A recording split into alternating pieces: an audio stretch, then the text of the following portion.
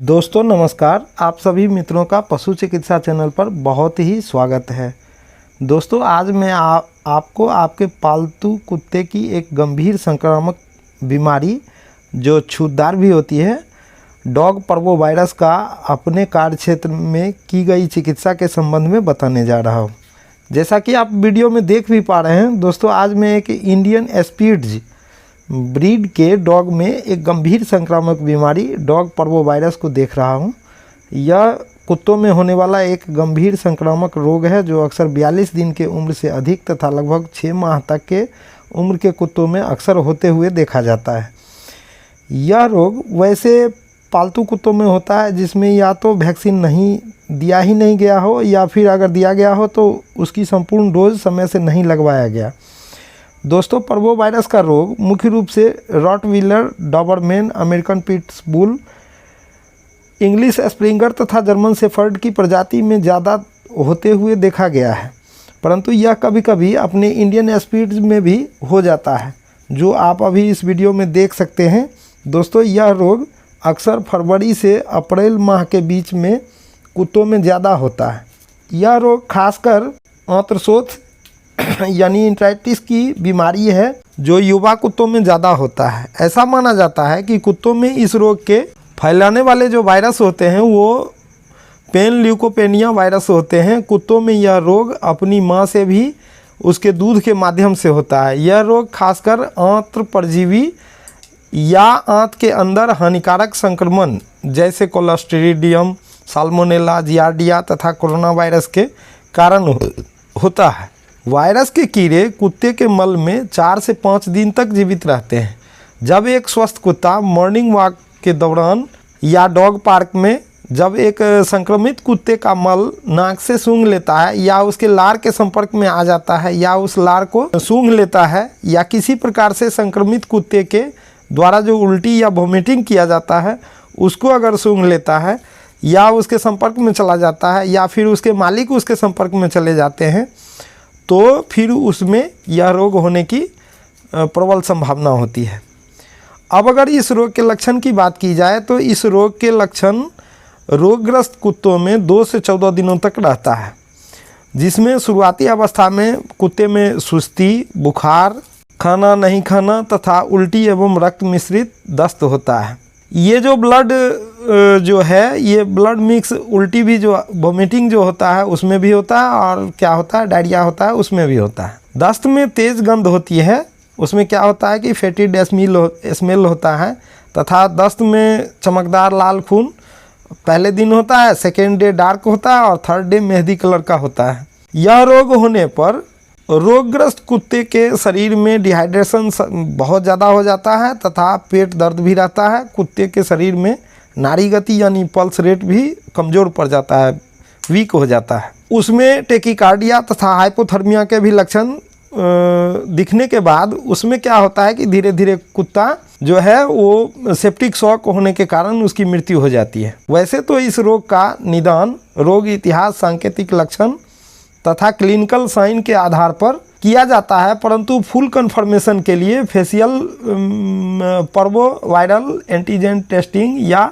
Viral PCR के आधार पर किया जाना अच्छा होता है। जब इस रोग का किसी कुत्ते में होने का शक हो जाए या यह निश्चित हो जाए कि यह कुत्ता कैनाइन पर्वोवायरस एंट्राइटिस से ग्रस्त है या इसका संक्रमण हो चुका है, तब उस कुत्ते को स्वस्थ कुत्तों से अलग ही रखना चाहिए ताकि संक्रमण अन्य कुत्तों में न फैलने पाए। इस रोग की वैसे तो कोई खास चिकित्सा है नहीं, परंतु सहायक चिकित्सा के तौर पर जो वहाँ पर में लोकल वेटनेरियन हैं उनसे मिलकर इसमें फ्लूइड थेरेपी एवं इलेक्ट्रोलाइट, न्यूट्रिशनल सपोर्ट, एंटीएमेटिक दवा, उल्टी को रोकने वाली दवा तथा एंटीबायोटिक का उपयोग किया जाता है। इसके साथ साथ भूख तथा पाचन से जुड़ी दवा का उपयोग भी किया जाता है, रक्तरोधी दवाओं का भी उपयोग किया जाता है, एंटासिड का उपयोग किया जाता है, एंटी डायरियल का उपयोग किया जाता है।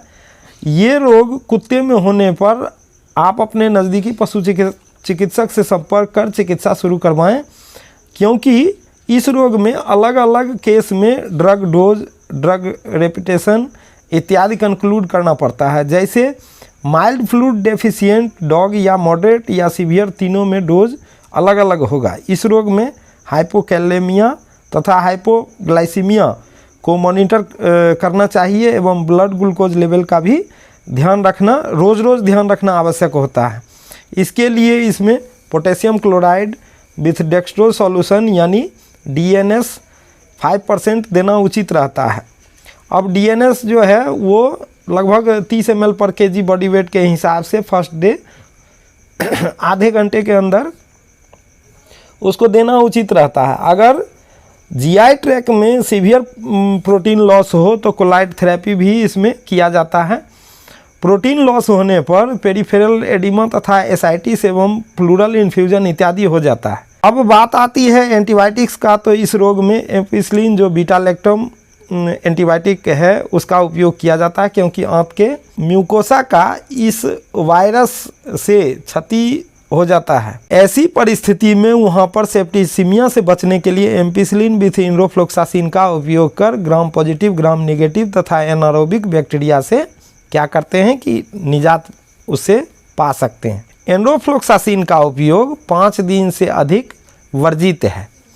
इसमें एंड्रोफ्लोक्सासिन का उपयोग 5 दिन से अधिक न किया जाए। इस रोग में कोई वेटनेरियन एमिनोग्लाइकोसिड यानी जेंटामाइसिन का भी उपयोग करते हैं, जो सिर्फ वेल हाइड्रेटेड पिल्लों में ही करना चाहिए। जैसे जब हम 5 दिन दे देते हैं, फ्लूइड थेरेपी कर देते हैं, इसके बाद जब पिल्ले में डिहाइड्रेशन की समस्या दूर हो जाए और एंटीबायोटिक देने की अगर ज़रूरत महसूस हो, तब वहाँ पर हम जेंटिसिन का उपयोग कर सकते हैं। एम्पिसिलिन का उपयोग 20 से 40 mg पर kg बॉडी वेट पर प्रति 8 घंटे पर IV व्यवहार करना चाहिए।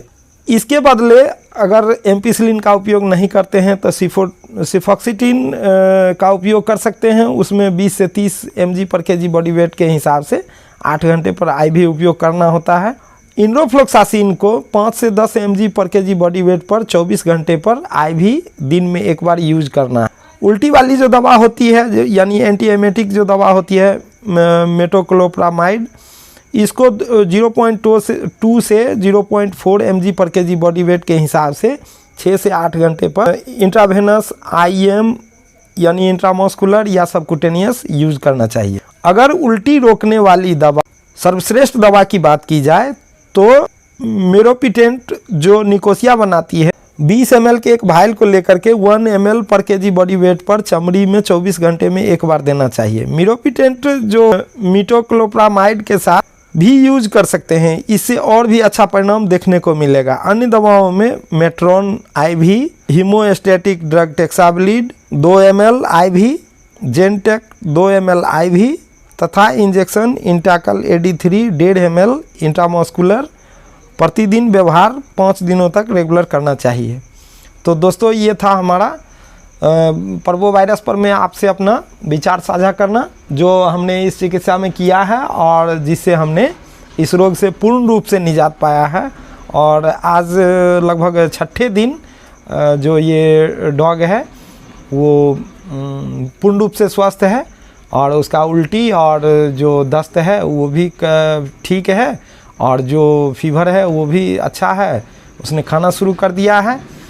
और ख़ास करके जब कुत्ता स्वस्थ हो जाए तो वहाँ पर मैं ब्लीचिंग वगैरह का उपयोग जहाँ पर मैं से उसको सेल्ट करते हैं डॉग को, वहाँ जहाँ रखते हैं उसके चारों तरफ उसका छिड़काव करना आवश्यक होता है।